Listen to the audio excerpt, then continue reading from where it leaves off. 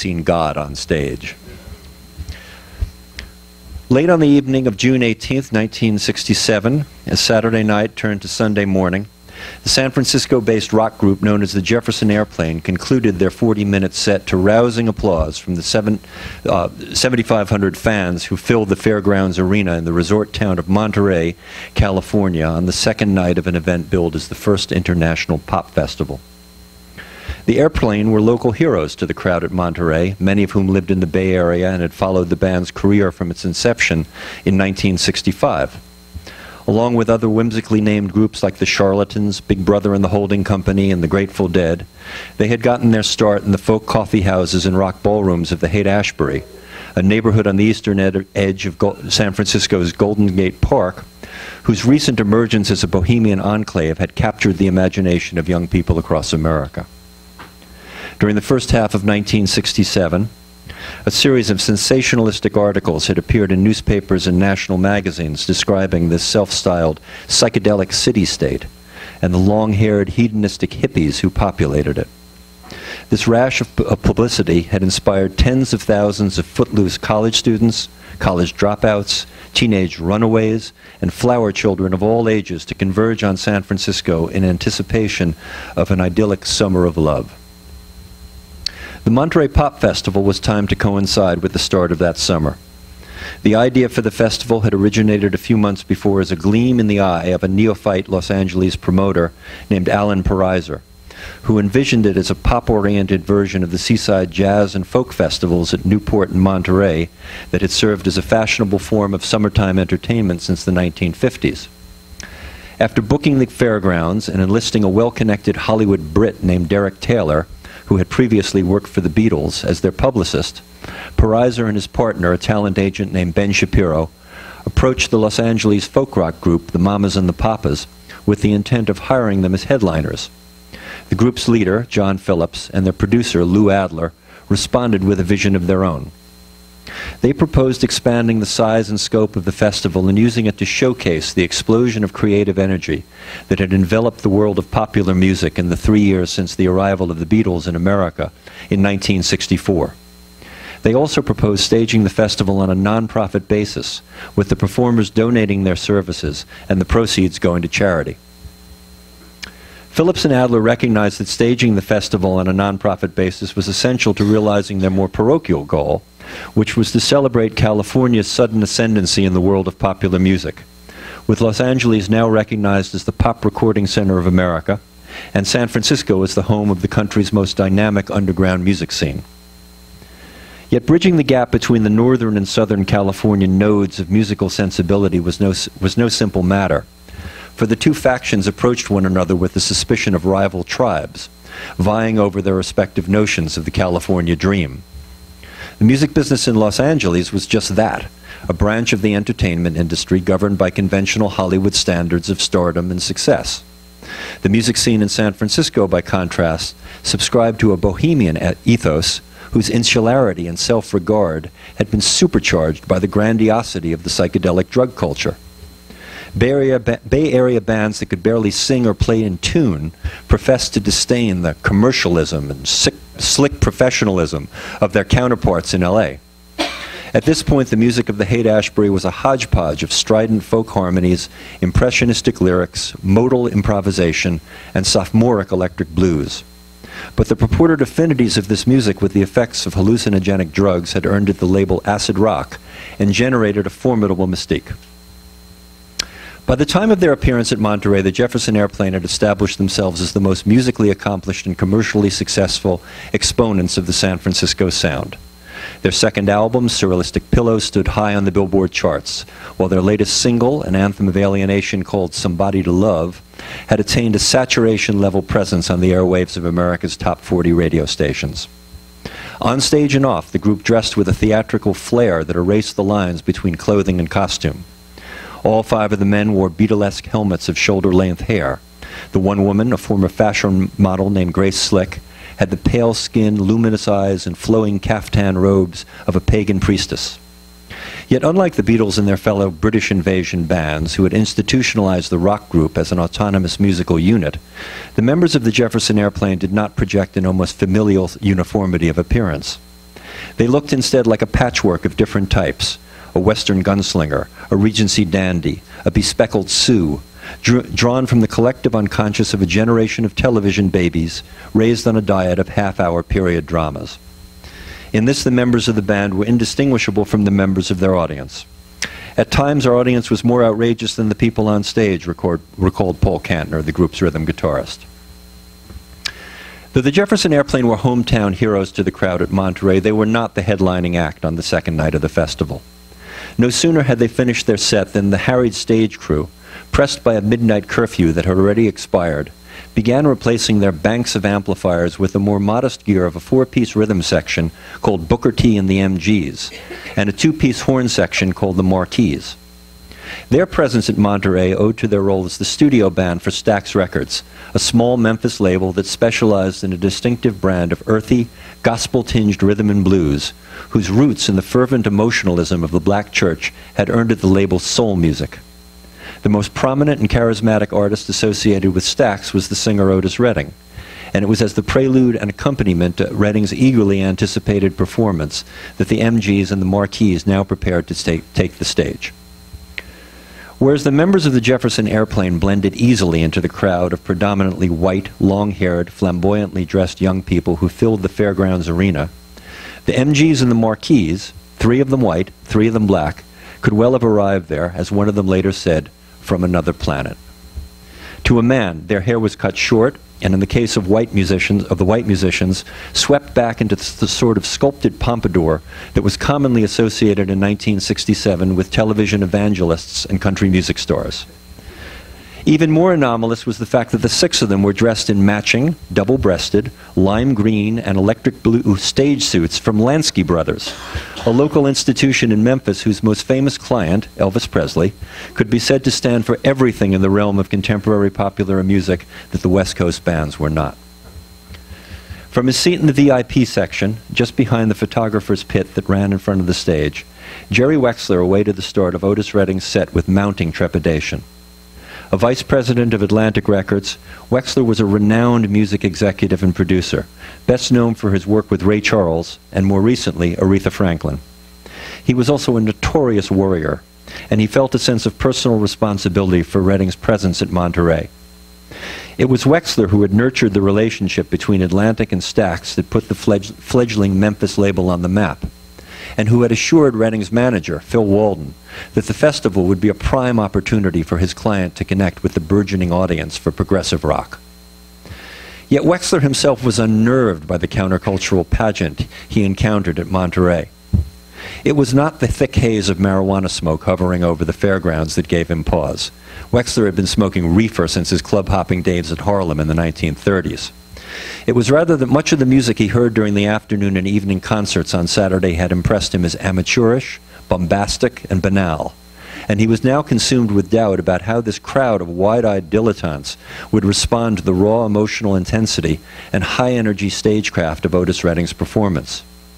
To make matters worse, a cold drizzle was beginning to fall, and as Booker T and the MGs launched into their opening number, Wexler's expert ears told him that the group, known for their impeccable timing, was sounding slightly off. When Phil Walden emerged from the backstage area to pay his respects, Wexler told his young protege that he was afraid they had made a mistake. By the time Walden returned backstage, Booker T and the MGs had overcome the effects of the late hour, the cold night, and whatever nervousness they may have felt at performing in such unfamiliar surroundings, and were setting up an enormous groove behind the saxophonist Andrew Love as he scorched through his solo on the Marquis showcase Philly Dog. As for Otis Redding, the very real apprehension he felt was imperceptible to all but his closest associates. A tall, thick-featured, powerfully built man whose imposing physical presence made him seem considerably older than his age of 25. Redding waited in the wings with his usual air of restless energy. Earlier, when Phil Walden asked him what songs he planned to sing, Redding had teasingly pretended that he hadn't given the matter much thought. His feigned nonchalance was entirely in character, for one of the traits that had distinguished Redding throughout his 5-year professional career was his seemingly boundless confidence in his ability to win people over. Notwithstanding Jerry Wexler's doubts, Redding had gained a great deal of experience performing in front of nominally hip white audiences during the year that preceded his appearance at Monterey. In the spring of 1966, he had wowed the Hollywood in crowd with his shows at the Whiskey A Go-Go, a nightclub on the Sunset Strip. In the fall, he had toured in England and France and played a 3-night engagement in San Francisco at Bill Graham's Fillmore Auditorium, the Carnegie Hall of acid rock. 25 years later, Graham would remember it simply as, quote, the best gig I ever put on in my entire life. More recently, in the spring of 1967, Redding had returned to Europe, where he was rapturously received by fans in Britain, France, and Scandinavia, and afforded a royal welcome by the Beatles, the Rolling Stones, and other members of London's pop aristocracy who had revered him from afar. At the conclusion of Philly Dog, the television host Tommy Smothers, this is where we came in, came on stage and encouraged the crowd to give a warm welcome to Mr. Otis Redding.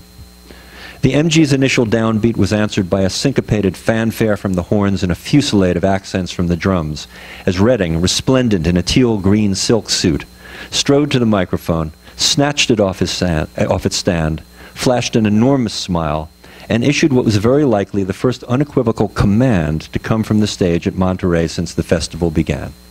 "Shake," he demanded. "Everybody say it." And again, "Shake, let me hear the whole crowd." Between the honorific tone of Tommy Smothers' introduction and the note of total authority in the singer's voice and the band's accompaniment, for the 7,500 astonished young listeners who leaped to their feet and surged toward the stage, it was as if the grown-ups had arrived.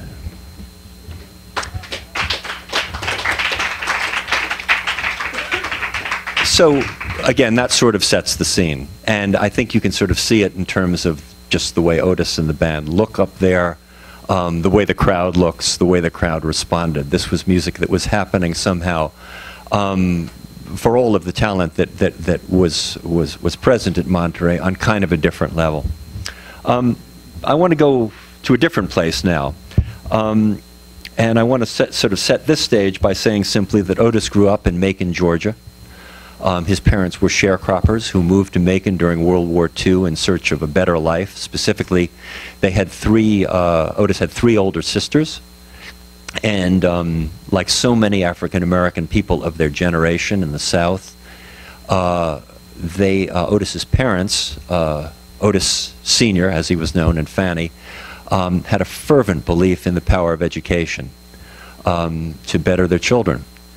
They moved to Macon from a town called Dawson, which is in the southwest corner of Georgia, in Terrell County, a place that during the Civil Rights Movement became known as Terrible Terrell. They moved there. They moved to Macon because Macon had a high school for African American children. And they wanted their daughters initially to be able to go to high school, maybe go to college. Otis's oldest sister, Louise, did all of that. And in addition, when I met her in Los Angeles in the course of writing this book, discovered that she got a master's degree too. So Otis grew up as a young black man in Macon, which was a Jim Crow city in the middle of Georgia. And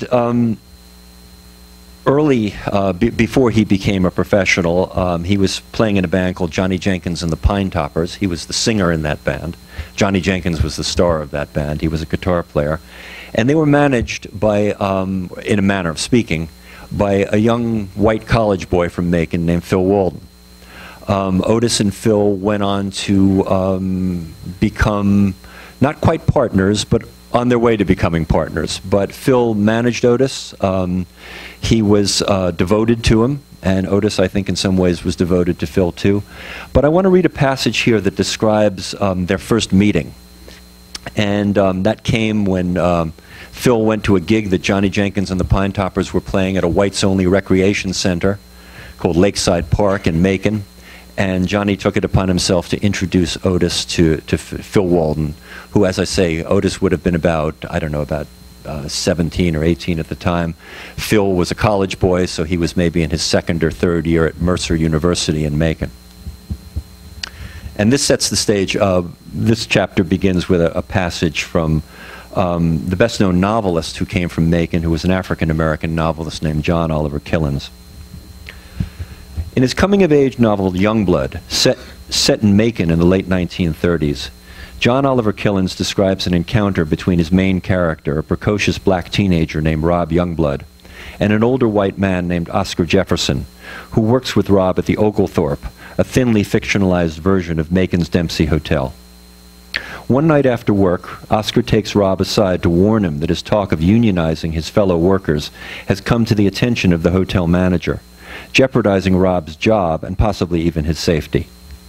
As the estranged son of a murderous plantation overseer, Oscar lives in a state of quiet rebellion against his racist upbringing. Earlier in the story, seated in the whites-only section of a Jubilee concert at the City Auditorium, he's moved to tears by the singing of a chorus of black schoolchildren. For his part, Rob doesn't know what to make of Oscar's warning. Quote, "He wanted desperately to trust this white man with the friendly face and the eyes that were crying out loud to be trusted. But how could he trust him in Crossroads, Georgia? Instead, standing on the corner of Cherry Street, Rob limply shakes Oscar's extended hand, cursing himself for his timidity while reminding himself, quote, he was still a white man in Georgia. He was still a cracker and couldn't be trusted. He wanted to trust him, this plain-faced, friendly-looking white man, but something wouldn't let him." In Phil Walden's recollection, he and Otis, quote, really hit it off instantly. Otis himself never had a chance to comment on their first encounter, but Phil's sense of an immediate connection is best taken as an expression of his admitted naivete.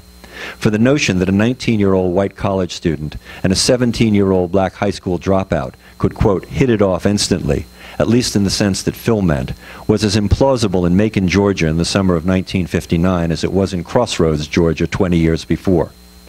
What Phil meant was that he liked Otis right away, and that Otis seemed to like him as well. At the time, what Phil could not understand was something that generations of white people in the Jim Crow South had failed to understand, which was how adept black Southerners were at giving white Southerners the impression that they liked them. For blacks in the South, the ability to ingratiate themselves with whites was an essential social skill, especially in the case of whites who were in a position to do them significant harm or good. As a fan of Johnny Jenkins and a potential source of bookings for his band, Phil Walden was in a position to do Otis Redding some good, and Otis responded accordingly, with a mixture of charm, curiosity, calculation, and caution. For as Richard Wright described it, the African-American novelist, quote, "Even when a white man asked us an innocent question, some unconscious part of us would listen closely, not only to the obvious words, but also to the intonations of voice that indicated what kind of answer he wanted. And automatically, we would determine whether an affirmative or negative reply was expected, and we would answer not in terms of objective truth, but in terms of what the white man wished to hear." It takes nothing away from the bond that these two young men would form in the years ahead to acknowledge that in the early stages of their relationship, Phil had no idea what he was dealing with, and it was mainly up to Otis to navigate the gulf of incomprehensibility and mistrust that lay between them. As Phil would later recognize, quote, "You didn't trust a white man if you were a black man in the late 50s. I was part of this white group that had created these laws to restrict their lives. Keep them in their place," was the common expression at the time. Of the many social fantasies that pervaded the Jim Crow South, none inspired more contempt among blacks than the belief of many whites that they enjoyed a special familiarity and intimacy with blacks by virtue of living in proximity to them. In small rural communities outside the Black Belt where poor whites and poor blacks sharecropped side by side, there may have been some truth to this. But it wasn't white sharecroppers who touted this notion of a special bond. Rather, it was middle and upper class whites who based this belief on their contacts with the blacks who worked for them as domestic servants and manual laborers.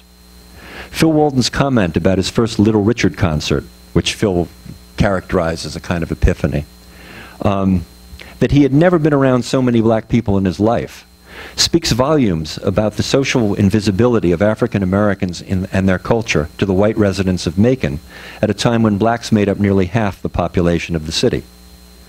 During the years when Otis and Phil were growing up there, black cooks, maids, and, quote, yard boys worked in the homes of white people.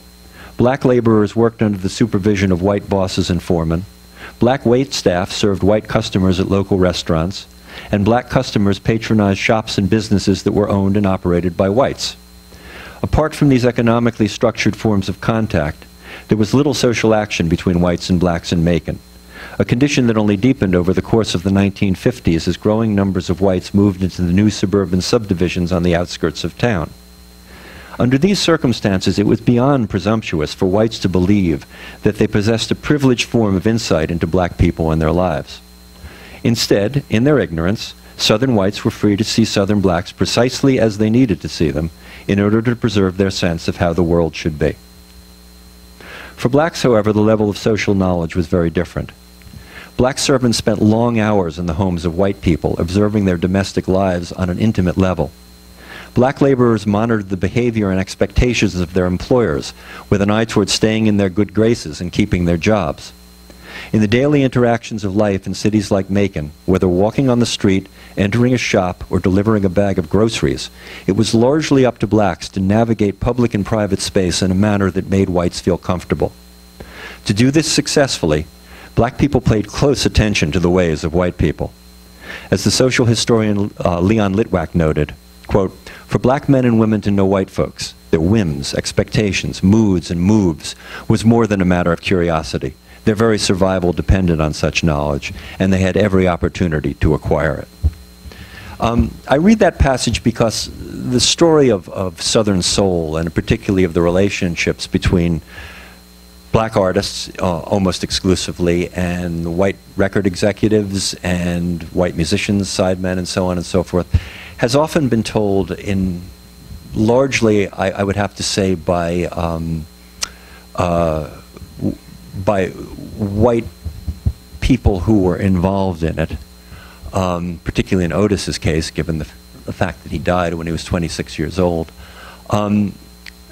with a certain edge of understandable but concerning self-congratulation about their ability to interact in the Jim Crow South with African Americans.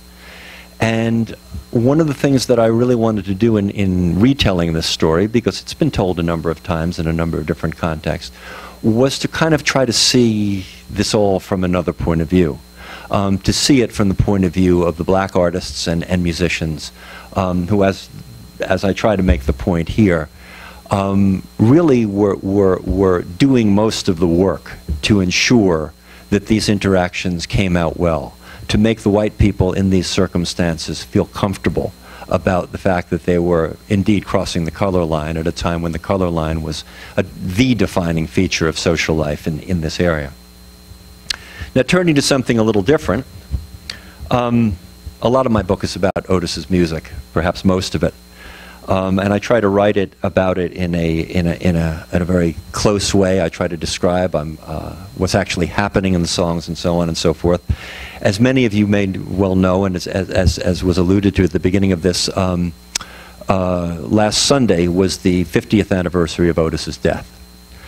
And one of the things about Otis's death that was particularly tragic was that it came at what was unquestionably a turning point in his career. He had had all of this success over the preceding year with in front of this new white audience that had come into existence, or at least had grown tremendously in the wake of the Beatles' success and the success of bands like the Rolling Stones and so on, who had created a new market for album rock. It was changing the entire, not just the demographics, but the entire medium of popular music, which until then had largely been a singles industry. People would put out records. Those records would be played on the radio. It would consist of one song with a flip side to it. And people lived and died on the success of those radio hits. In the middle of the 1960s, this began to change. And beginning especially with the English groups, they began to lavish attention on albums, and particularly if they were writing the material on their own albums, this changed the economics of the music business tremendously, because between the royalties and the publishing royalties of a successful album, bands could afford not to necessarily tour the way that they had always once had to tour. That is, they play live performances in order to establish and maintain their careers. Otis, at the moment that he died, was in the midst of trying to reorganize his life, and was in a very conscious and concerted effort to become really the first African-American artist. Jimi Hendrix arose at almost the same moment, and Hendrix in many ways would become this person, to really succeed with this new audience for album rock as it came to be known. So he was looking at the possibility of cutting back on his touring schedule, devoting much more time to songwriting, record production, and recording. And this is where he was when he died. In the weeks before he died, however, in the first step in this effort, he wrote and recorded an extraordinary spate of songs, somewhere between 15 and 20, maybe even more than 20. And he brought them to Stax Records in late November of 1967, and took over the studio in the same way that bands like the Beatles were in the habit of taking over studios when they wanted to make their albums. And for 3 weeks, Stax was basically devoted to recording these songs that Otis had written. And then he died. And immediately after he died, everybody understood, however gruesome this may sound, that the death of a prominent entertainer is, among other things, an economic opportunity. And so Atlantic Records in New York said, we need a record. We need to put something out. And the obvious song was a song that you're all familiar with. If people know nothing about Otis but this song, they know this song. And of course, it's Sitting on the Dock of the Bay. So I want to talk a little bit about that song itself. And then I'll read one more short passage as a kind of epilogue to this whole thing. And then we'll start talking to one another here. When Jerry Wexler described Sitting on the Dock of the Bay as, quote, the perfect record, he wasn't just referring to its commercial appeal. Like the sort of divine invention that Louise Redding ascribed to her brother as a child, the song seems to have emerged fully formed, without precedent in Otis's work, setting an evocative mood and then elaborating on that mood in a concerted and unexpected way. The instrumentation of the opening bars signals an immediate departure. The track begins in a hush of softly strummed acoustic guitar, washed by the sound of waves in a way that faintly suggests the static of an AM radio. Sitting in the morning sun, I'll be sitting when the evening's done, Otis sings over the gentle, bobbing rhythm of bass, piano, and drums, introducing himself as a man on the edge, sitting on a dock, moored but not rooted in place, looking out to sea as the ships roll in and the tide rolls away. All at once, with a confident grace, Otis seems to have mastered the use of metaphor. And in the second verse, he applies his new technique to a more personalized form of narrative than he had ever attempted before. I left my home in Georgia, headed for the Frisco Bay, he sings, quietly joined by the chorus of horns that had provided him with his main source of musical companionship since the early days of his career. I've got nothing to live for, looks like nothing's going to come my way. The reference to home in Georgia gives the lyric an autobiographical cast, but the opposite was really the case.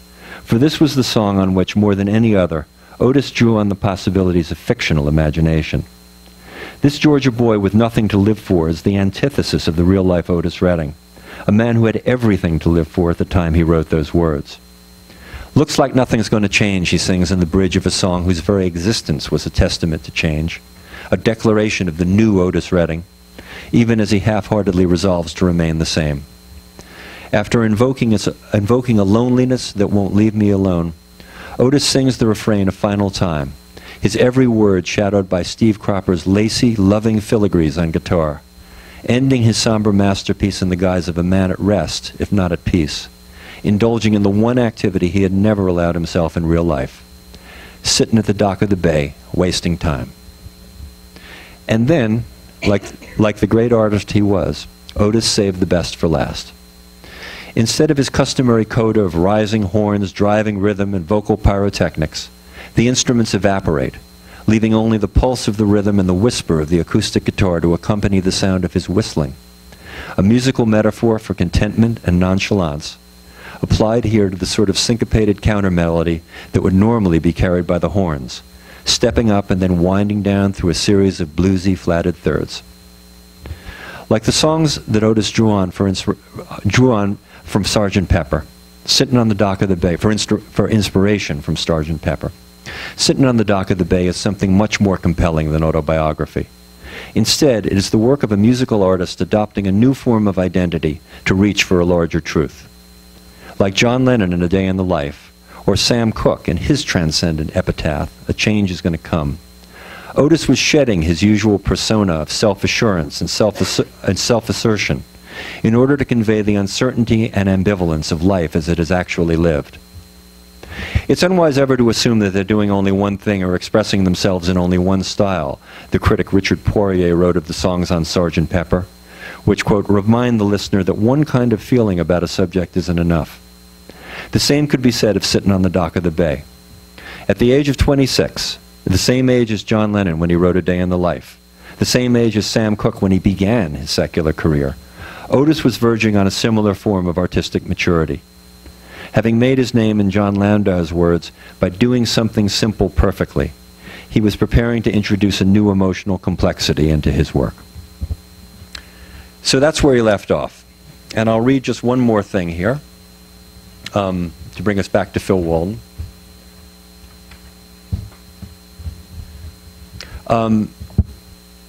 Phil, after Otis died, went on to become, so to speak, the czar of Southern rock.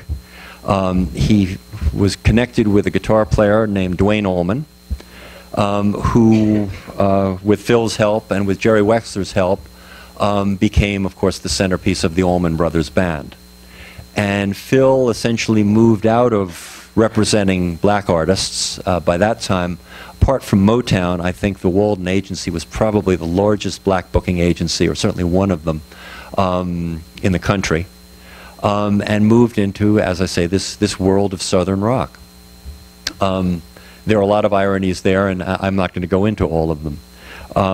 But one of the things that happened, of course, in that period, particularly 1968, particularly after the assassination of Dr. Martin Luther King, was that this atmosphere of cooperative, collaborative, good feeling in the world of soul music began to change and began to end, largely because the African Americans just couldn't make that effort that I was describing earlier in talking about Otis and Phil.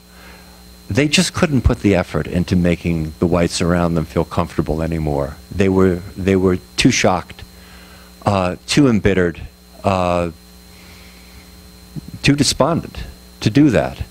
And the whites, of course, and I don't mean to say of course, but the whites reacted with some shock and with some sense of I won't say betrayal, but surprise. So this sort of picks up from that place. It was typical of Phil Walden to ascribe his disenchantment with the world of black music to the racial politics of the time. But there was one dimension of it that had nothing to do with his offended honor and pride. Since the summer of 1962, Otis Redding had been the be-all and end-all of Phil's professional life. And after Otis died, his heart wasn't in it anymore. Otis had so much warmth, Phil told an interviewer in 1971. He was so good, really so good. It's hard to believe that people are like that. And to see it all go like that one day, and to see it happen to the one real nice guy in the whole thing, the one guy who had both feet on the ground, the one guy who had a sense of obligation. Phil continued, I don't think I ever really want to have that close of a relationship with anybody ever again. That transcended the whole management thing. I mean, I loved that guy. He was not alone in that. Popular music in the 1960s was graced by the talents of an incomparable generation of African American singers, many of whom also excelled as songwriters, producers, arrangers, and instrumentalists.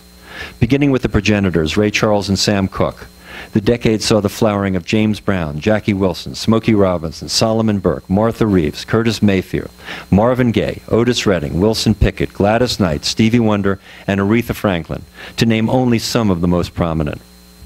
Together, these artists injected a new meaning into the veins of musical history by inventing and exalting a new idiom of pop romanticism, cured of its false innocence and sentimentality, a synthesis of sacred and profane emotional expression that was rooted in the human realities of sex and love. In the way they presented and conducted themselves in the public eye, these performers demolished the savage stereotypes with which American society and its complicit popular culture had once conspired to keep black people firmly in their place. By extending the reach of their music in its boldest, richest, and most undiluted forms to countries around the world, the soul singers of the 1960s fulfilled the cultural destiny that W.E.B. Du Bois had envisioned for his fellow African Americans some 70 years before. Quote, "He would not bleach his Negro soul in a flood of white Americanism, for he knows his Negro blood has a message for the world." Thanks to the power and fidelity of their recordings and the proliferation of digital access to music, each of these iconic singers has remained a familiar and unmistakable presence in the minds of succeeding generations of listeners. Even now, 50 years after they first took their places in the pantheon of soul music, and long after most of them have passed from the scene. Yet while each of these artists was identified by his or her signature sound, a unique mixture of timbre, timing, and vocal personality, none was more distinctive, more immediately recognizable, more emotionally compelling than the voice with which Otis Redding made himself known to the world. For all the feelings of excitement, enchantment, catharsis, lust, and longing that the members of this constellation of African American singing stars inspired, perhaps none of them, not even Sam Cooke, was quite as beloved, not merely admired or desired, but truly and surely loved as Otis Redding was. And the feeling was mutual. In song after song, on record after record, from the start to the finish of his tragically abbreviated career, Otis was soul music's greatest apostle of devotion. Of all the emotions that the black singers of his generation derived from their collective upbringing in the church and the myriad joys and sorrows of their lives in the world, the carnal rapture of Ray Charles, the sublime sensuality of Sam Cooke, the elegant anguish of Marvin Gaye, and the transcendent glory of Aretha Franklin, Otis's special distinction turned on his desire to have and to hold.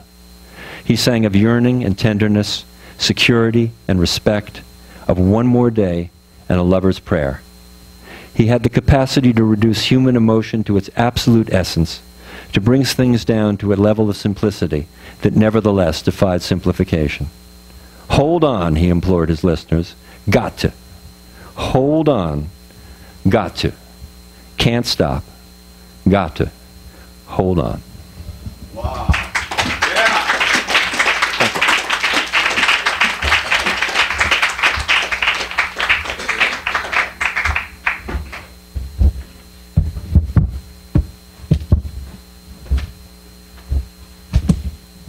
Okay, join me in thanking Jonathan Gould one more time.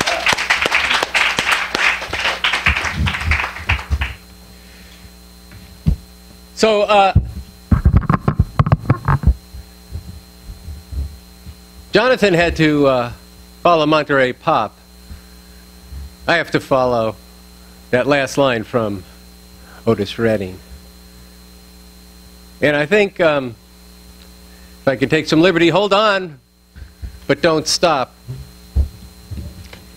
in some ways speaks to what we're trying to do here, especially the don't stop. You're in Revolution Books. As I said, it's a bookstore.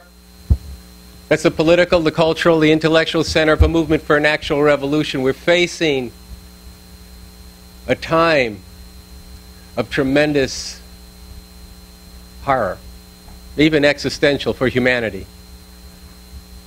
This fascist has his finger on the nuclear trigger. He's already taken such steps as to potentially set back the environment in such a way that it's irreversible.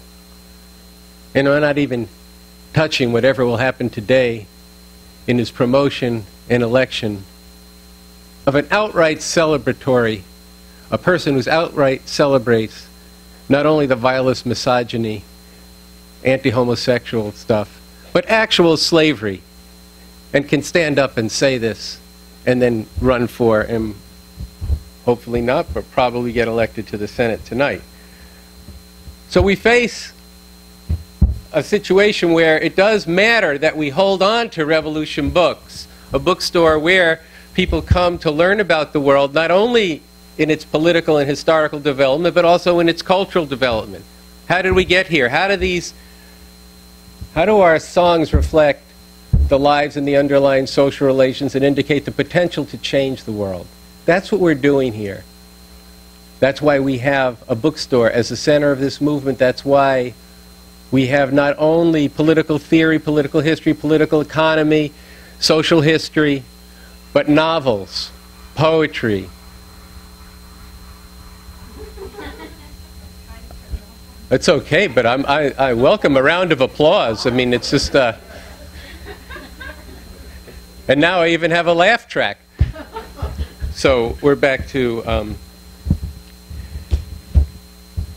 some other questions, which if you allow me a little bit of stream of consciousness, one of the great powers in my thinking of Otis was that, well, I was, you know, a lot of people got into it, as I did, do you like the Beatles or the Stones? But there was another feud going on, do you like the Four Tops or the Temptations? And I'm not going to fully get into the ideological differences between the two of them, but believe me, when you're 17, these are really fucking passionate, okay?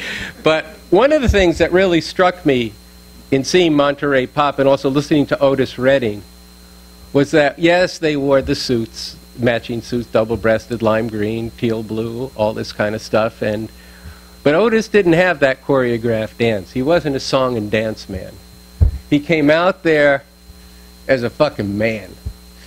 And I don't mean that in a misogynist way, but I mean he just came out there, and in fact in the beginning you write that he wasn't actually that accomplished. He would just sort of stand there. Yeah, he just couldn't do it. Yeah.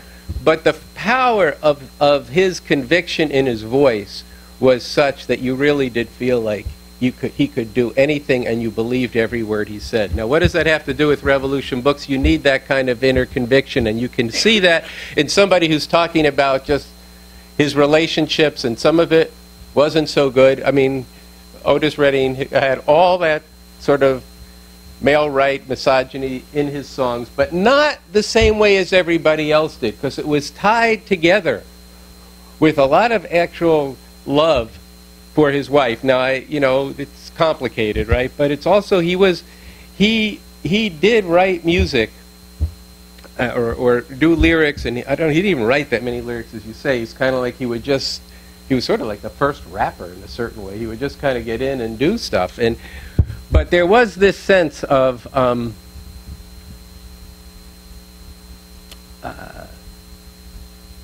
yearning and desire, and it was important. So what does that have to do with you supporting Revolution Books? What it has to do with you supporting Revolution Books, and why I'm taking this time to talk now, is that this bookstore depends on your support. And I'm trying to convey to you that it's not just incidental in the sense that you could go to a bookstore, you could get some books on political theory and meet some people involved in the revolutionary movement. There's an atmosphere and a dialogue and a discourse and a day-to-day exchange that goes on in this bookstore that has everything to do with knowing and changing the world. It has to do with changing the world and through revolution, but it also has to do with changing the heart and the mind and the spirit. And all of that's part of the kind of revolution we need. At the heart of the bookstore is a new way of understanding the world, a new, more scientific development of communism, the new communism developed by Bob Avakian. And one of the things that, and that's at its essence, knowing the world as it actually is, including in the power of the imaginations. He has said and written, and we try to embody that at Revolution Books. It would be very dangerous to lead a revolutionary movement or a revolution or a revolutionary state if you don't have a poetic spirit. And that's something that we try to keep in mind here all the time, including as we face something as vile, vicious, hateful as a fascist president and all that we're involved in to try to stop that. Knowing the great risks and the great sacrifice that's involved in that, we're not going to do that without trying a little tenderness. So with that, I want you to understand that the bookstore is in a very precarious financial situation. For those who have been around the bookstore for many years, you say, well, I've heard that before. Well, that's also intrinsic in what it means to run a store like this in a neighborhood like this. The support in this neighborhood is phenomenal in terms of people coming in and being part of the discussions, the children coming in to read the books on Saturdays, the kids who come in after school and hang out here, the people, the artists, the writers in the neighborhood who come and use the bookstore as both a library and a source of information. But as you know, to support a bookstore today really is a bookstore becomes a gift shop. A bookstore becomes a restaurant. It becomes a wine bar. That's not what we're doing here. This is a bookstore to change the world. That doesn't happen without your support. So this Christmas, this holiday, buy your books here, buy your games here, buy your children's books here, and give yourself a gift that has to do with changing the world. Become a sustainer and a friend of Revolution Books. And if you appreciate this program and what we're doing here, and you can write a check for $500 tonight, you can write a check for $1,000. You can write a check for $5,000. You can commit to helping us raise that kind of money. I'm not going to kid you. That kind of money is needed to be able to keep this store going over the next year. It's essential so that there's a lit awning up in front. People can find the store at night. These are the things we need. So I've taken the liberty of taking some of our time because in confronting what it's looking like at the end of the year, I am trying to let you know that do not take this store for granted, and especially not in a time like this. Let me draw your attention to this flyer that lets you know of a couple of programs here on Friday night, The Night Language. I'm not going to take the time to describe this book, but it is typical of a novel that we would talk about in Revolution Books. The relationship of the colonies in the 19th century in Ethiopia and the English court. Then on Saturday, on the 23rd, there's a book called Beasts Made of the Night by the author Tochi Unubuchi. It's an unforgettable fantasy adventure for kids 12 and up. And next Saturday is our holiday open house party fundraiser. Yeah. So I really want to see all of you there. So with that, what we're going to do is get rid of this. We're going to start our conversation, and then we'll open it up, and maybe we should watch one more song at the end from the Monterey Pop Festival. So thank you very much for coming, and I welcome and appreciate any support that you can give to the bookstore after the program. Thank you. 100 pages of, wow, is this going to just be all the ins and outs between, and then they serve this at this recording session, and then this hi-hat was... But this is a whole social history, and I think I'd like to open up in starting with some of that question, because it's, you make the point in the beginning of the book, if you really want to understand, this is not how you put it, it's not your words, but to really understand where Otis's music comes from, there's both the immediate social situation in the 1950s going into the mid-60s, but you got to go way back, and you talk about Stephen Foster and the minstrel song, and and that even the name Jim Crow comes out of minstrelry. That's correct. And at the same time, and you also go on to talk about gospel music and the influence of, there's the blues, there's gospel music, and then there's the holiness churches that develop in the black community in the urban cities that begin to have a different kind of music. And so what I'd like you to do is just discuss the first 200 pages. No, but I think it'd be really worthwhile people to hear the roots of this music in slavery, and particularly then with the betrayal of Reconstruction, and how this begins to develop, and that this isn't just like, I'll let you do the talking on this, but I think it's a really interesting social history, which then all of that goes into that inflection that you get from an Otis Redding. Well, the first thing I'll say is simply this, which is, it took me a long time to write this book. I did not realize as I was writing it that many of the things that I was writing about would take on greater relevance in our world in the way that they have, particularly, I would say, in the last maybe 3 or 4 years. We are all of us, we have lived through, or we are living through the controversy over the Confederate monuments, for example, in the South. And this is a huge subject, but I think one of the things I would say about it is simply that I'm 66 years old. I have had the benefit of what most people would regard as a good education.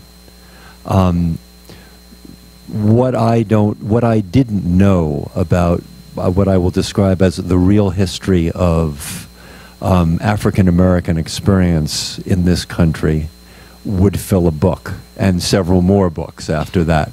It's filled part of this book. And what I mean by that is people like me and people like all of us have been educated in a way that really gives us very little understanding of what it was like, because it is a conscious effort was made in the early parts of the 20th century to create a new myth about a new creation myth about the United States that essentially erased much of the history of slavery, much of the history of Reconstruction. People might wonder why the title of the film is The Birth of a Nation. It doesn't exactly ring true. After all, the nation, the birth of the nation took place in the Revolutionary period. But in fact, what it refers to was the prospect of the birth of a new nation, which was truly a white man's country. And that is the sort of the ground theme of that film in many ways. I'm not going to go into all of the narrative and all of the details, but I think that the larger point that I would like to make is simply this: until World War II, until the period that I'm writing about in Otis's birth and the life of that whole generation of African American musical artists, American popular culture was instrumental and complicit in propagating racism in this country.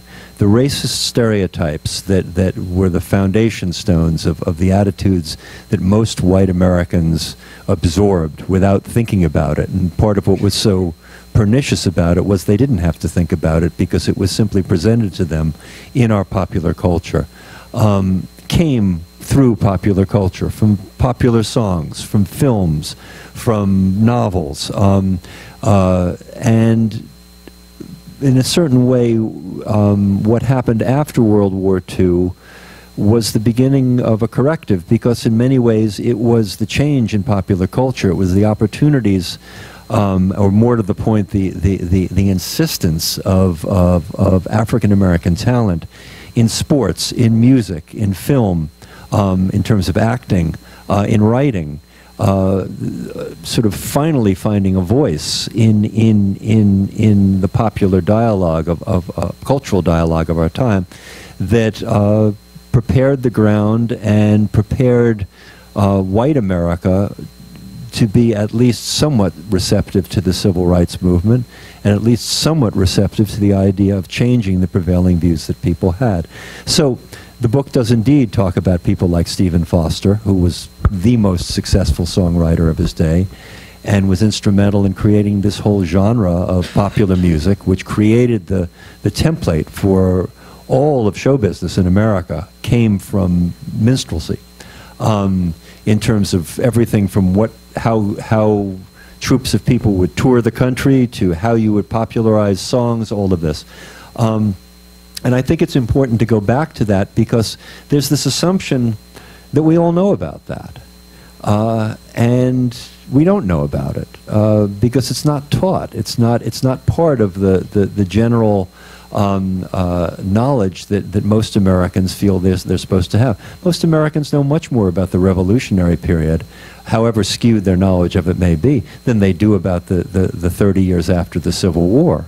Because we know almost nothing about the 30 years. We're learning something now in this controversy over the Confederate statues that were put up in the 20th century to commemorate this war that the South lost 40 years before. And we're thinking, well, gee, that's a sort of, how did that come about? What was going on there? So again, you know, this is this is the grounding of the book, I guess. And in some cases, I guess I prevail on the reader's patience to talk about this stuff, but I hope that it adds to one's understanding of what was at stake later on, I guess is a good way to put it. Well, I didn't find it prevailing. I thought it was actually really important, and it, you know, it's fascinating too, the way this creation of this racist mythology that comes out of Stephen Foster and then gets into you know, it then goes into what becomes Tin Pan Alley in its own way, you know, and without going into personal history, I remember hearing Al Jolson records and Al Jolson singers and these, you know, singing essentially racist songs. And here's a great Jewish entertainer in blackface in the 1930s. Okay, and then there's bigger forces that go on, and this changes. That becomes discredited.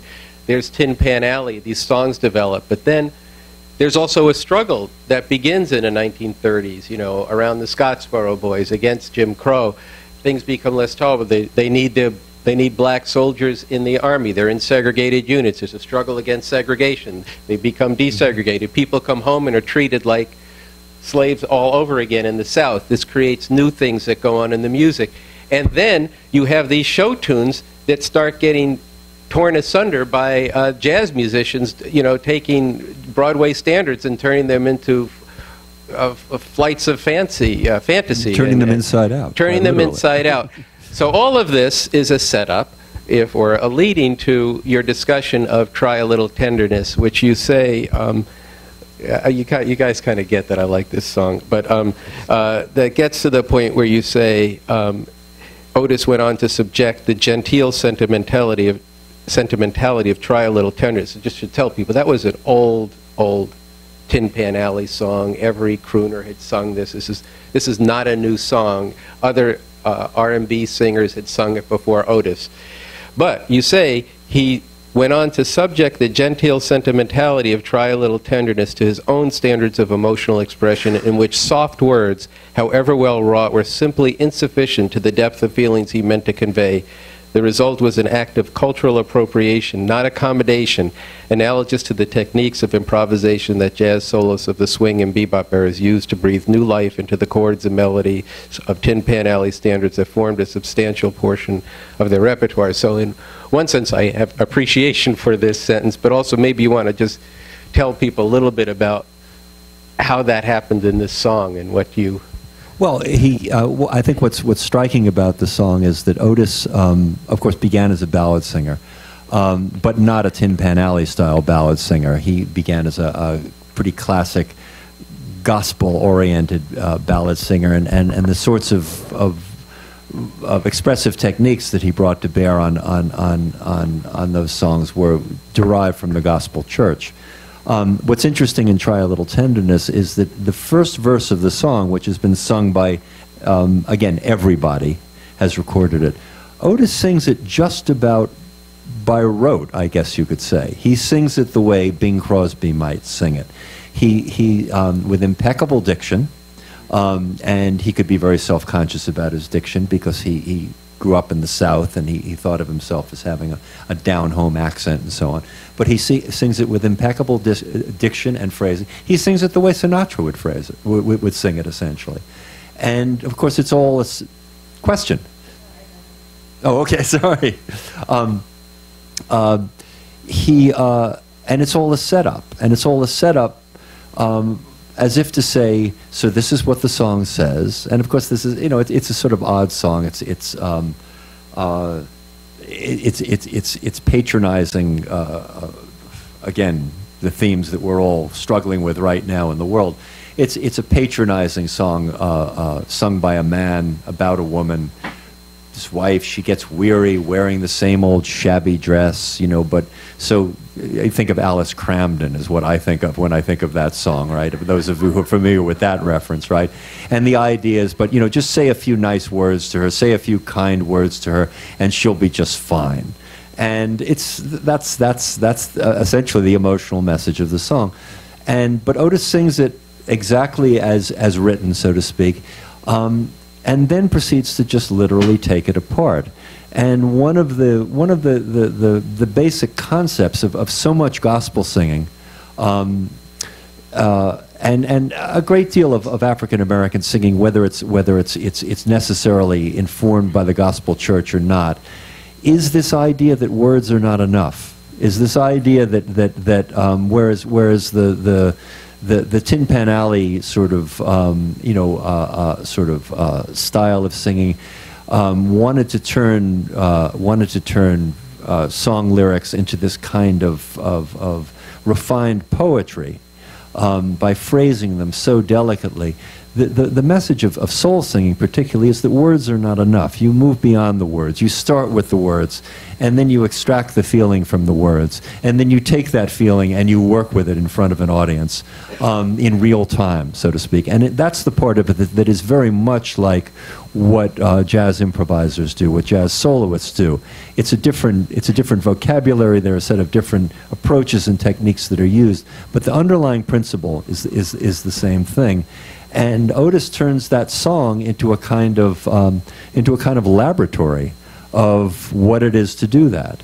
But again, by starting with the impeccable version of it, and by the end, there's this wonderful place that he gets to, where the band drops out, and all you can hear is Al Jackson's hi-hat sort of churning away. And I can't reproduce what it is that Otis says, but they are not words. He sort of goes, na na na, ga ga, and it's like, and he's taken it to that point, and the band comes back in, and he's literally, he's more or less in a romantic sense speaking in tongues at that point.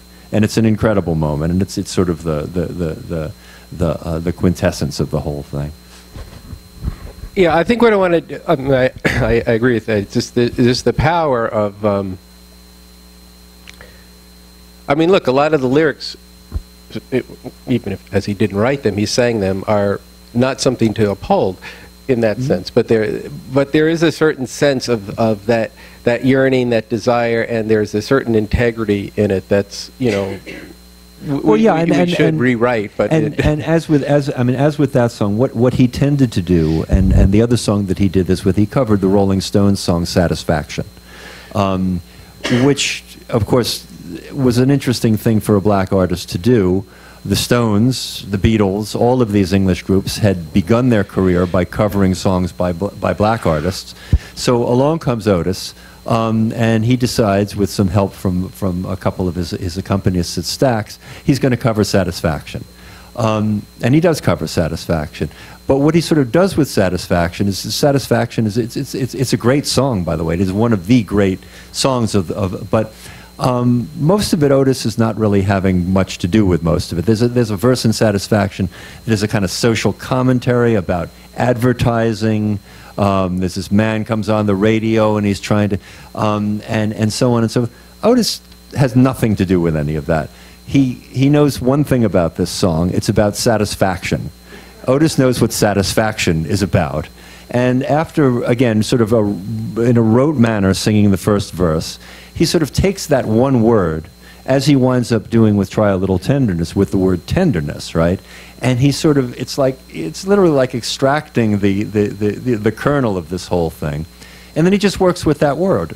And dispensing with the Stones, all the later verses of the Stones song, satisfaction, we got to have it, he says, right?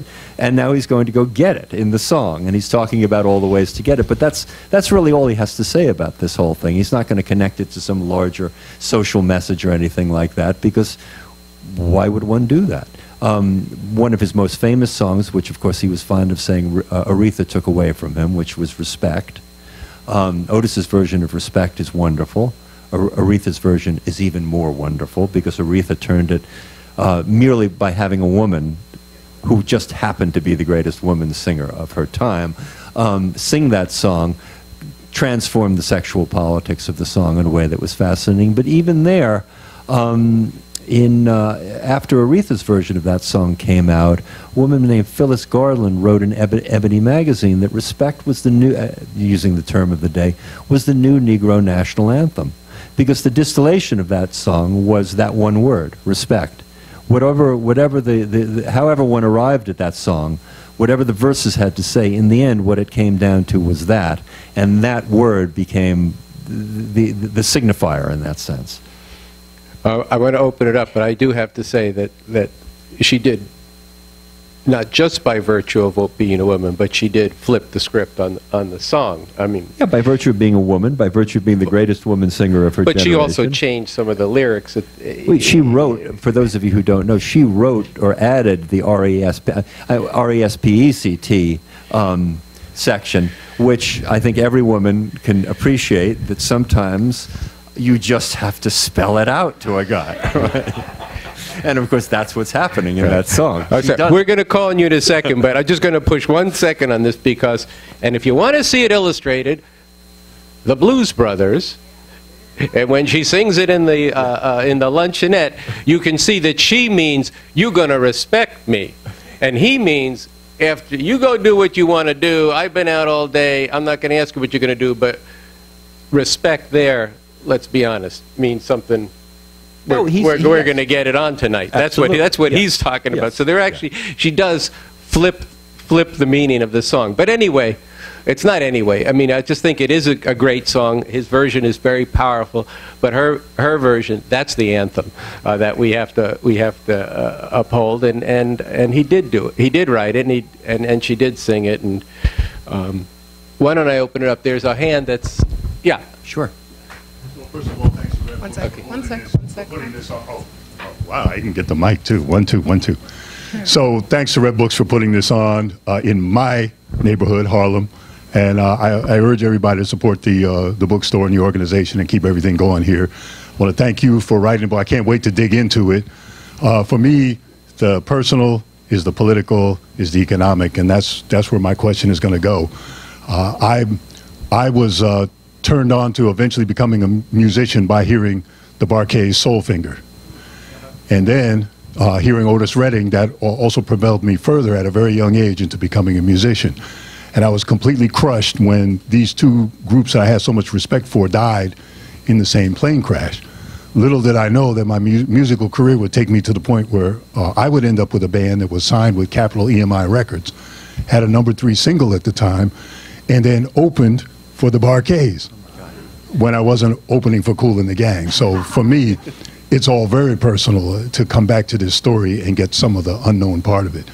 So for me, the real question about all of it is that I know at one point in time, Jim Stewart from Stax Records finds out that Atlantic Records has control of all the rights to Otis Redding's music and a whole lot of other people's music. But now that's one white man with a company dealing with a more prominent and more successful and more controlling white man. But the question for me has to do with, where did Otis Redding and his songwriting and his publishing end up out of all of that, even in the context of the other musicians and artists who were on Stax Records? So I know he had two publishing companies.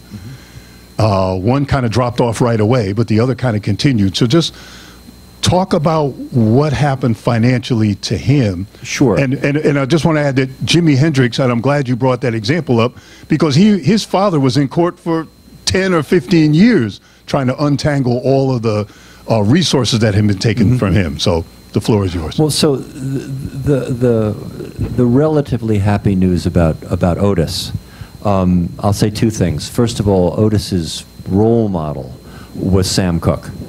And Sam Cooke was not the only one by any means. Ray Charles and James Brown were also successful businessmen as well as being successful musical artists.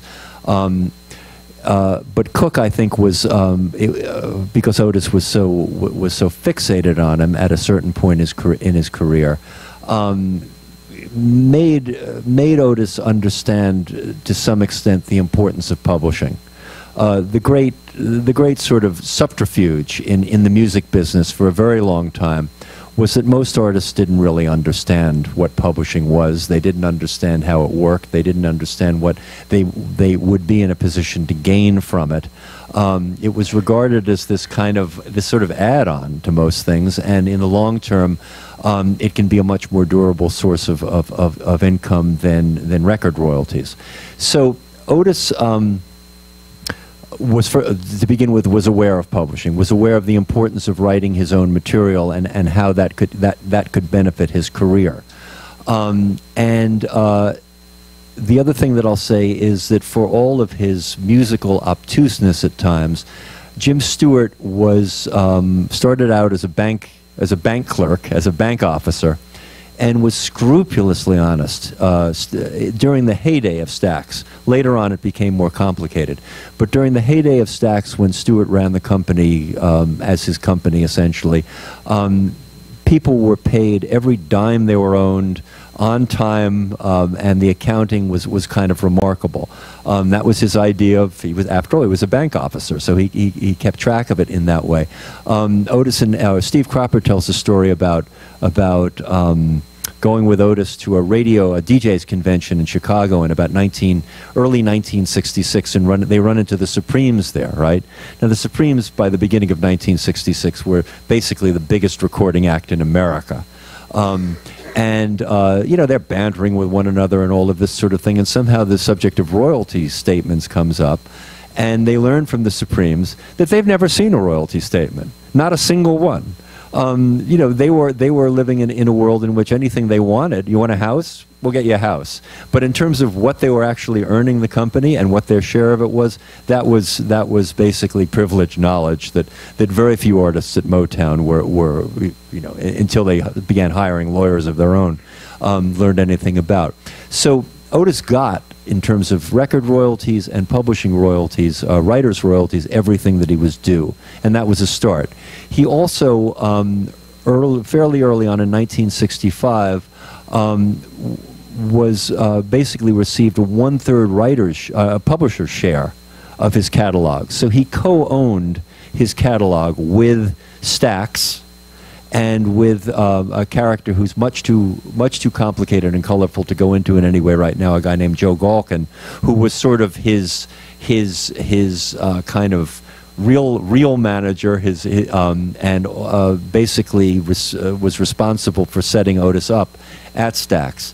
Stax receives 1/3 of the publisher's share of Otis's publishing. Galkin received 1/3 of it, and Otis received 1/3 of it.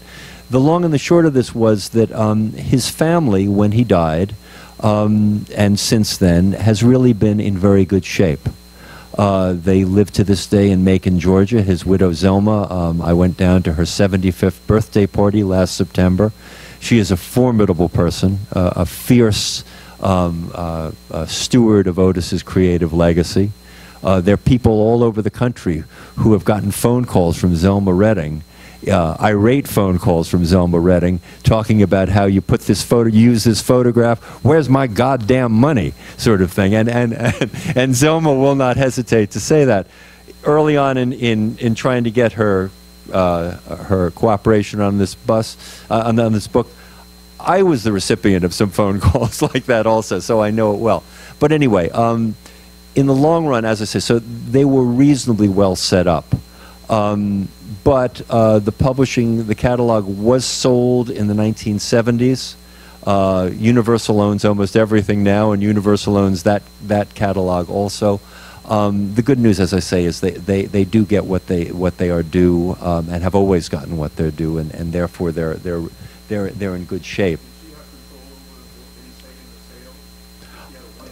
She did, but they sold it for. You have to remember, the idea that 50 years from then, we would all be sitting here talking about Otis Redding. The idea that sitting on the dock of the bay is playing on the radio someplace right now, nobody had any understanding of that at that time. So when they sold the catalog, they sold it for a shockingly low amount of money. It seemed like a lot at the time. It was a few $100,000 that Zelma got from it. And it was a lot at the time. And Zelma invested it, and Zelma doesn't spend money on anything anyway except lunch. So, I mean, they're in good shape. Sure, thank you. Other questions?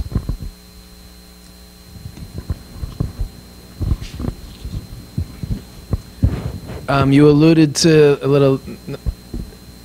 There's no doubt many great songs came out of Motown Records, but when I started learning about Motown, and you see interviews of Berry Gordy, not to generalize every singer and songwriter and artist out of there, you know, a lot of the mission of that whole label and that whole scene out of Detroit, again, many great songs and artists, was was getting black music, making it palatable to white teenagers all across America. When I first I got into Otis Redding, and then I was able to pass through, and I kind of liked the Stax, which is the record label, as they're talking about, from Otis Redding and other artists. A couple of times I passed through Memphis and got to go to the Stax Museum, which was the studio, I guess, been rebuilt. And something, and that you've kind of talked about this a few times, and when I read the book, I'm sure you get into it there. My question has to do with, it was something I was aware of, but didn't really fully appreciate till I went to Memphis, and this is like 7 years ago, recently.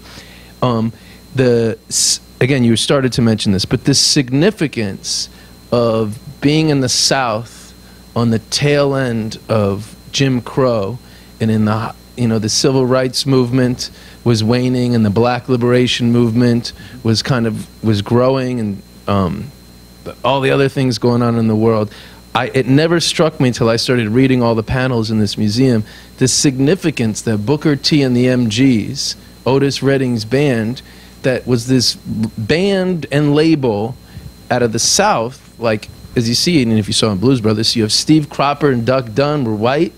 You had Al Jackson Jr. with his gavel snare drum, and Booker T were black. And just, I mean, even today, and there's a lot of multiracial bands now, but even today, if you see a band that's half black and half white, you would go like, oh, you'd even in your mind look at it. But the significance of that in 1965, and so I was wondering if you could talk a little on the positive side. And I also, in your comments, or maybe it was one of the excerpts you were reading, you were also talking about some of the complexity of that later, which I'm not, you know, I haven't read the book yet. But when I went there, I was like, holy shit, I never realized what fucking big deal that must have been in 1965. Well, it was. I mean, it was obviously, it was somewhat muted by the fact that they were mainly a studio band, okay? One of the interesting things about Booker T and the MGs that I love is that Green Onions is released basically the same month that Otis arrives at Stax. It all sort of happened very quickly there. And it goes on to be a pop #2 record, okay, by far the biggest record that Stax has released. It's released, I guess, in August 1962. In September 1962, Booker T. Jones says to the son of a math teacher at Booker T. Washington High School in Memphis, Booker Jones says to everybody, "Fine, see you. I'm going to the University of Indiana." Okay, because his attitude was, there was no reason to think that the success of any of this stuff was going to last. I'm going to get a college education. So for the first 4 years of what we think of as the Stax sound of Booker T and the MGs, Booker T. Jones is a full-time student at the University of Indiana. He comes back to Memphis on vacations and in the summer, and an occasional weekend he would fly down. But, and this, of course, is where Isaac Hayes comes into the picture, because Isaac Hayes comes in as a substitute for Booker Jones. But it gives you some sense of the informality of all of this, of the way in which everybody was thinking, well, this is great, but, you know, this isn't really going to last in any sort of way. That said, the relationships, I think particularly the musical relationships between the four of them in Booker T and the MGs, and I would add to that the corresponding partnership of Andrew Love, who was black, and Wayne Jackson, who was white, the saxophonist and trumpeter, respectively, and what became known as the Marquets, and later as the Memphis Horns. It was an extraordinary experience for them, and yeah, it was a very powerful thing, particularly because it wasn't played up. It just was. They made nothing of it. There was in the early days of Booker T and the MGs, the balance was different. When before Duck Dunn joined, Louis Steinberg was the bassist. Despite his last name, Louis Steinberg is African American. Okay, and so there were three black musicians and Cropper, but then Duck Dunn was for a lot of reasons, was more of an electric bassist than Steinberg was at a time when the electric bass was really becoming prominent. And so he replaced Steinberg. And then, yeah, the parody, the idea that the band truly was half black and half white, and you add the horns to it, half black, half white. It was a mute message, but a very powerful message. It just was what it was in that way. Well, just one thing I wanted to comment on, because I was always taken with Steve Cropper's guitar playing, and there is something to it's probably a derogatory word, but he's kind of a hillbilly. You know, I mean, he's just he was a hillbilly. Yeah, he came from the Ozarks. Yeah, I know. That's so a hillbilly, right? So he, but because of a technological invention, the radio, and then black music beginning to get played on the radio, he's listening to this, and then he comes in, and you get this. You get something that's something new. That's a combination of these two cultures oppressed in different ways, almost incomparably, actually, in terms of what slavery and black people are coming out. But still, Steve's coming from the hills, so to speak, and literally, and they come and they fuse something very, very different. But you know, then it does get tragic at the end because, and they go through some stuff. It's in the book. I'm not going to be a spoiler, but you actually, when they go to tour, they just can't go into any place because there's these restrictions. But then after this all begins to break up, both the Walden brothers, they go into Southern rock with, okay, the Allman Brothers, I have a very soft spot for them.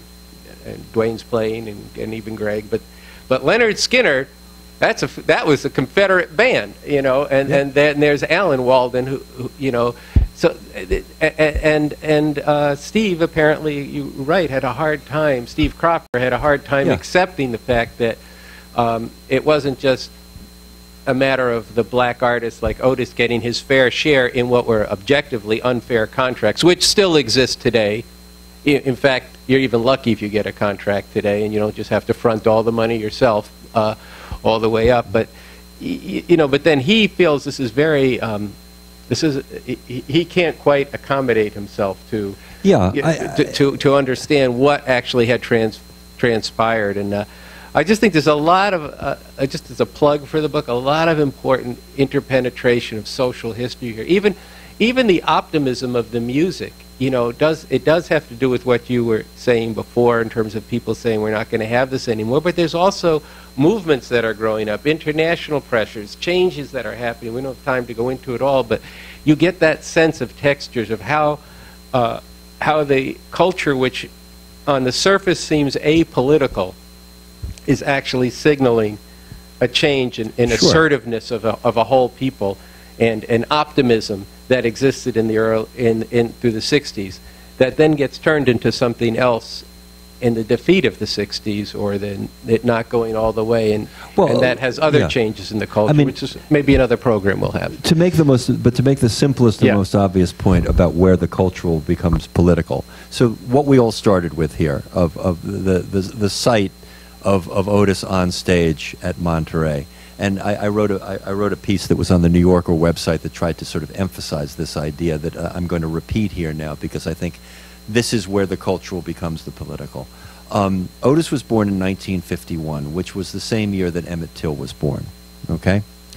Otis grew up in a world in which, for a black male, not a black female, that's a whole other story, right? But for a black male to behave in a suggestive manner in front of any white audience, in front of any white people, was, as we know from Emmett Till, not potentially suicidal. All right? That was the world that existed there. Black female performers, on the other hand, were expected and required to perform in a sexualized manner. They could not do that, but that goes back into again, the real history of our country. For performers like Otis, particularly Otis, I would say, because one of the things you'll see about Otis when he's on stage there is it isn't all mediated the way it was with the Motown groups, the way it was even with James Brown, by brilliant dancing And dancing, of course, is a way of kind of qualifying what's going on. Otis is just up there, and he's his big self, and he's kind of like three of the greatest African American male vocalists of the 1960s, Sam Cooke, Marvin Gaye, and Otis Redding, were, by all accounts, all three of them, terrible dancers. Okay, Sam found a way to sort of get into a kind of Sammy Davis Jr. thing on stage that hit it that way, right? Marvin, took lesson after lesson after lesson from the Motown charm school people to teach him how to dance, right? Otis didn't bother with any of that stuff, but he came up with this way of being on stage, and it was powerfully, hugely erotic, particularly for white audiences that had never seen anything like this. But when I say this is where the cultural becomes political, merely for him to do that, when 20 years before, for him to do that would have gotten himself at best arrested, and God knows what else. And there wouldn't have been anything protecting him in any way. There were no protections for somebody like that. It didn't make any. Chuck Berry, who was the one, or perhaps the most flamboyantly sexual R&B artist of the 1950s, Chuck was also the guy who wound up getting arrested and on this trumped up morals charge and spent 2 years in jail. There was no protection for these people. So for Otis to 5 years later, to just go out there and be that way was a very powerful statement having to do with black male physicality, which of course now we take so for granted. It's easy not even to think about it. But at that time, it was a revelation, particularly for white audiences, to see something like that. We probably could do one more question for those who had some quizzical expressions. Yeah, let's get they a were quizzical born question. in 1941. Okay. And some people look, okay. 1941. That's, any other questions? Yeah. Okay, two. Why don't we take... We'll take these two, and then we'll bring it to a close. Yeah. Right. Just curious, how did you as an author get involved in this project? I wrote a book about the Beatles. My then editor came up with the bright idea. He said, well, I think you should write something about soul music. And I had taken forever to write about the Beatles. And so the idea of writing about soul music sounded like another 15-year project. I thought, that's crazy, I don't want to do that. He said, well, your job is to find some way to confine it. And I actually, at dinner we were talking about this. I originally set out to write a different book. I actually originally set out to write a dual biography of Otis and Marvin Gaye. I wanted to write about Southern soul and Northern soul. I wanted to write, and I thought of them as very sort of totally different personalities, but people of similar background, totally different talents. Marvin was one of these people who could sing anything. Otis had a very limited range, but used every ounce of talent that he had.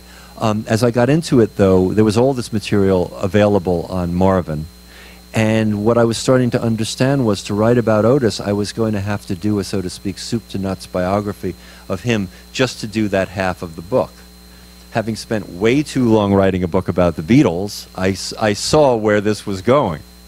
And at a certain point, my then editor and I just agreed that a serious book had not been written about Otis, a real musical biography, and that I had enough there, obviously more than enough because the book is 500 pages long, to do that. And for me, he was the one remaining great talent of that generation who had not, as I say, had a full biography written about him. So that's how it came about, serendipitously, circuitously. Thank you. It's pure conjecture, but any thoughts on what kind of musical direction he would have went on after '67? Did he get on with the guys at Kay as well? Yeah, he did, but I think it's again, all we have to go on, but it's a lot, are the last songs. Yeah. Is this plethora of songs that he wrote and recorded in the fall of that year. And because Otis was effectively his own producer and his own arranger on his sessions. In the early days, it was simply by virtue of the strength of his personality in the room. As time went on, though, when we think of the Stax sound, one of the things that everybody thinks of is their horn sound. Otis was really the architect of that horn sound. There's a wonderful quote from Wayne Jackson where he talks about how he said Otis would come into the studio, he would have the whole horn arrangement already in his head, and Wayne says he'd just get in your face and he'd just sing that thing to you until you thought you were going to come out of your shoes. No. So given those skills, that he was a producer, that he was a songwriter, and that he was a arranger, I think that what he would have been was what artists like Stevie Wonder and Marvin Gaye and Sly Stone, not to forget him, became. These self-produced artists, African-American artists, who were making albums, who were comfortable with the album format, as opposed to that I think is what Otis would have done in 1968, and he would have been ahead of everybody. The other interesting question that hangs over everything, he was entranced by Tom Dowd and Jerry Wexler's production of Aretha, and Wexler tells a story that shortly before Otis died, Otis called him up and he said, "Jerry, I want you to produce my next record," and produce the same way Jerry produced Aretha, which was to let Aretha do what she was going to do. It's not conventional record production. It's basically telling everybody else in the studio, do what she says, right? Like that. That's what it would have been with Otis. But it would be quite extraordinary. I mean, that's where he was headed, I think. Well, just before we close, I just want to say one thing to the Revolution Books community, especially to the younger people and those who aren't here, the younger people who are here, tell them, one thing when you read this book, and you can tell from the conversation, that there was a scene that developed around Stax. There was a community of people that it grew organically in that situation. You know, we went to high school together, all this kind of stuff. There was a similar kind of thing in a different atmosphere at Motown. There was something that developed around Atlantic Records. And the point I'm trying to make to you is that you need to gather the people around you and bring people in there, even if they come from different places, some from Georgia, some from Arkansas, some from different places, who want to go in the same direction, and then forge a community and collective kind of life with them, and get out there and do the hard work to change the world. Because Otis there's a quote you have from Otis in here, says, if you want to be a singer, you got to do it 24 hours a day, which is a true thing about art, but it's true about anything. You've got to actually live it. You've got to live it with other people. You've got to work at it. And it has a lot to do with why, as we tell everybody here, you got to get out in the world and struggle with these people to get up off of what they're doing and to look at the world as it actually is and change it. But you also need a place you come back to when you workshop that stuff, where we work out your ideas, where you talk, where you go, one day you're reading a book on political theory, and the next day you're reading a book on Otis Redding and finding out about this high point of soul, which is very stirring when you just ran the list of names at the beginning of who came up. And those people came up, they were extraordinary, but they also came up in an extraordinary time that made it possible for something new to develop.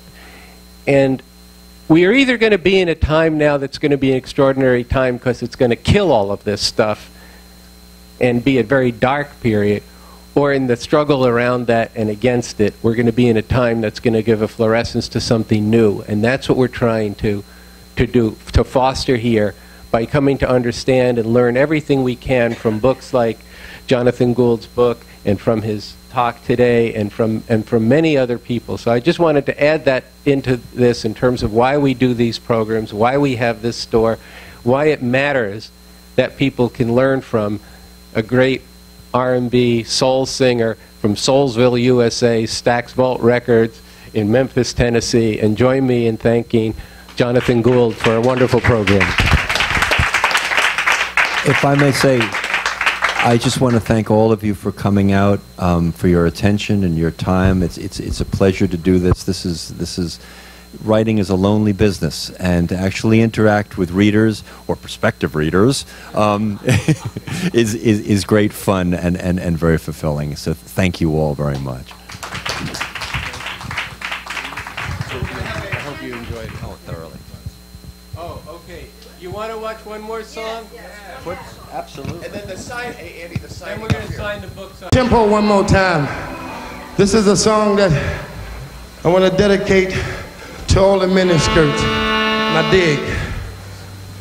Oh, she may be weary.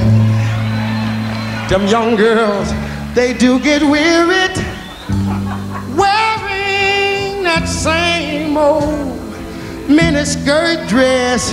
Yeah, yeah, yeah. But when she gets weary, you try your little tenderness. Yeah, yeah, yeah. Oh man,